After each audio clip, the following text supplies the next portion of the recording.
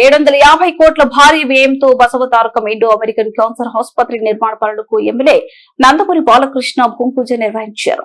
AP రాజధాని అమరావతిలో మరో భారీ project Basavatarakam Indo American cancer ఆసుపత్రి పేద ప్రజలకు కార్పొరేట్ స్థాయిలో క్యాన్సర్ వైద్యం అందించడమే లక్ష్యంగా ప్రతిష్టాత్మకంగా బసవతారకం ఇండో అమెరికన్ క్యాన్సర్ ఆసుపత్రి నిర్మాణ పనులను లాంఛనంగా ప్రారంభించారు. గత ఏడాది ఆగస్టు 13న బాలకృష్ణ ఈ ఆసుపత్రికి శంకుస్థాపన చేసినప్పటికీ పర్యావరణ క్లియరెన్స్ రావడంతో ఎట్టకేలకు పనులు ప్రారంభించారు. తుళ్లూరు సమీపంలో సుమారు 21 ఎకరాల సువిశాల విస్తరణలో ఆసుపత్రి రూపుదిద్దుకోనుంది. 750 కోట్ల భారీ వ్యయంతో అత్యాధునిక వైద్య పరికరాలు మరియు ప్రపంచ స్థాయి సౌకర్యాలతో ఈ క్యాన్సర్ సెంటర్ ను నిర్మించనున్నట్లు బాలకృష్ణ పేర్కొన్నారు.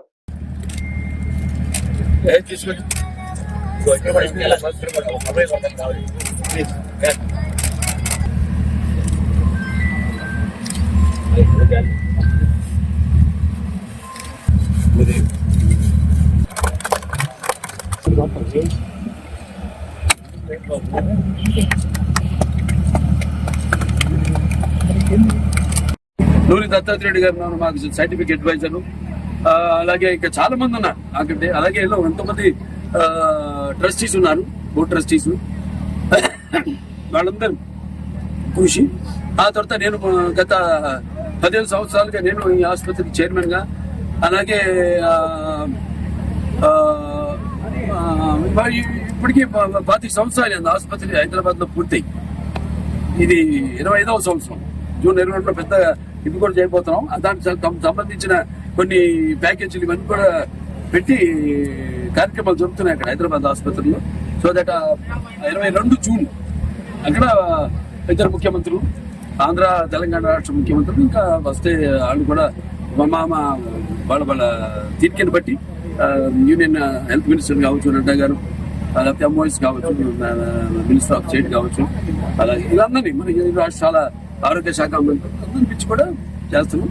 ఇవాళ స్వాతి నక్షత్రం అంటే ఎన్టీ రామారావు గారి పుట్టిన నక్షత్రం స్వాతి నక్షత్రం.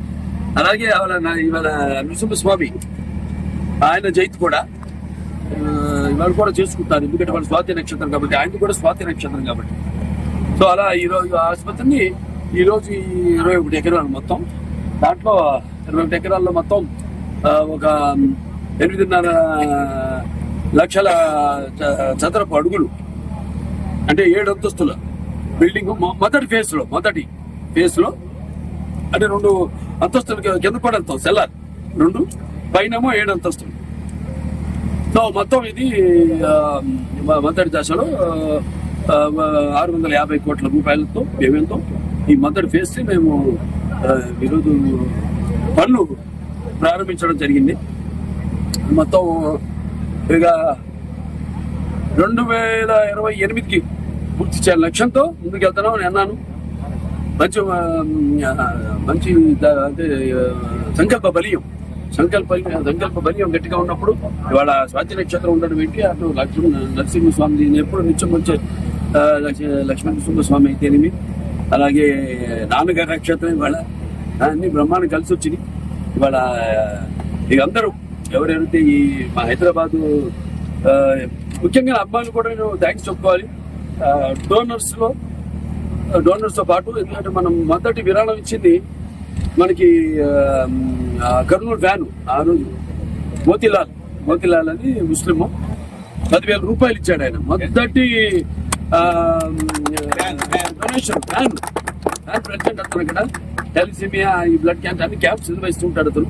సో నాకు చాలా గర్వకారణం. నేను సినిమాలే కాదు, సంపాదించిన డబ్బు కాదు, అన్నిటికంటే ఇంతకెళ్ళాది కనకదుర్గ దుర్గమ్మ ఆశీస్సులు, లక్ష్మీ నరసింహస్వామి ఆశీస్సులు.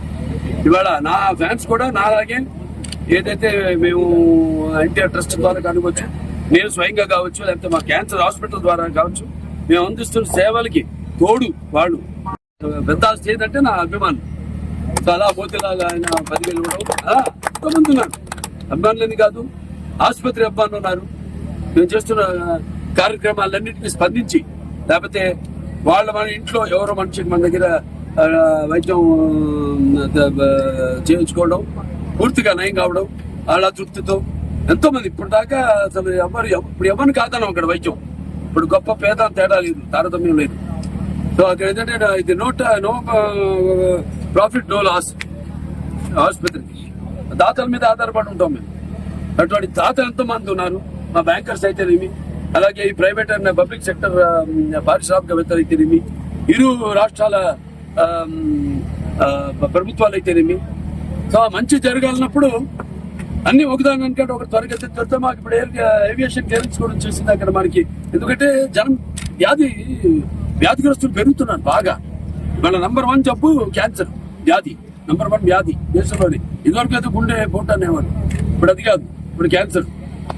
మరి మన చాలా రకరకాల కారణాలు ఉంటాయి. సరే వాటిలన్నింటిని చూసి వాళ్ళ అక్కడ కూడా ఆసుపత్రి, దీంతో పాటు అక్కడ ఆసుపత్రులు కూడా మేము పెరుగుతున్న ఈ రోగుల సంఖ్యను బట్టి దాన్ని కూడా పెంచడం జరుగుతుంది. దాన్ని మేము ఒక నార్త్ బ్లాక్ ఉంది, దాన్ని ప్యారలల్ గా బిల్డింగ్ కడుతున్నాం అక్కడ కూడా అందరినీ అకామిడేట్ చేయడానికి. సో అలా ఇవాళ ఇక్కడ కూడా ఈ యొక్క ఆసుపత్రి నిర్మాణం కోసం అందరూ ఎదురు చూస్తున్నారు కదా. సో ఈ ఆసుపత్రి కూడా చాలా వేగంగా పూర్తి చేస్తాం. 2028 అనుకున్నాం, టార్గెట్ పెట్టాం. ఆ టార్గెట్ కి మేము తప్పకుండా రీచ్ అవుతాం. అలాగే ఇవాళ మేడే కూడా కార్మికుల రోజు అనుకోకుండా ఇది మేడే నాడు ఇవాళ అందరూ నేను కార్మికుడై చూశారు.